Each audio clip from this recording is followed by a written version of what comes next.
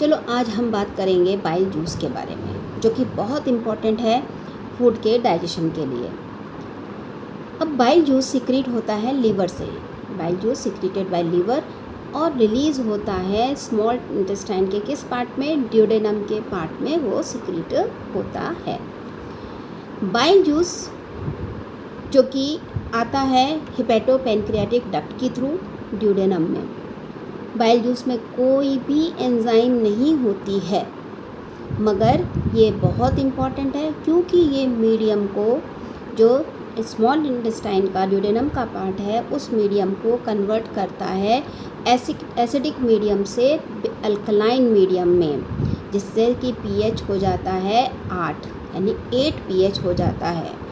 जो pancreatic juice होता है और जो इंटेस्टाइन के जूस होते हैं, उससे जो एंजाइम रिलीज़ होती है वो सिर्फ अल्कलाइन मीडियम में ही एक्टिवेट होती है। ध्यान रखिएगा ये बात ज़रूर। दूसरा एंजाइम बाइल जूस का ये काम है, क्योंकि बाइल में कोई एंजाइम नहीं होती है तो कोई भी उसका डाइजेशन में डायरेक्टली पार्टिसिपेशन नहीं है, मगर वो इमल्सिफिकेशन में बहुत काम आता है। अब इमल्सिफिकेशन क्या होता है?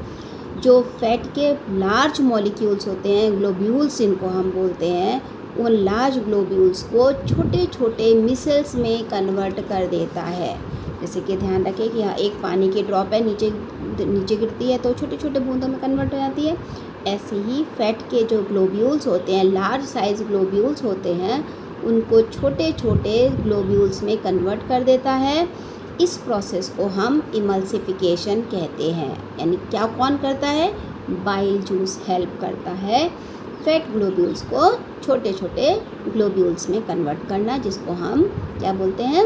मिसल्स बोलते हैं। बाइल जूस में सिर्फ एंजाइम तो नहीं है, तो और क्या चीज़ प्रेजेंट है? उसमें प्रेजेंट है bile pigment, bile salts, cholesterol. ये तीनों चीज़ें प्रेजेंट होती हैं। साथ में बाइल जूस एक्टिवेट करते हैं एंजाइम को लाइपेजेस में।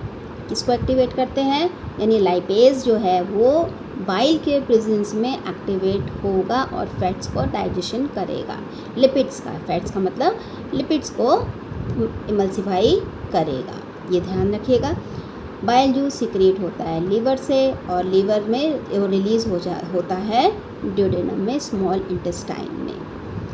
अब स्मॉल इंटेस्टाइन का कौन सा पार्ट? ड्यूडेनम है। उस ड्यूडेनम में 3 जूसेज आते हैं, बाइल जूस, पेनक्रियाटिक जूस और इंटेस्टिनल जूस। ये तीनों मिलके फाइनल डाइजेशन करते हैं, यानी कि स्टमक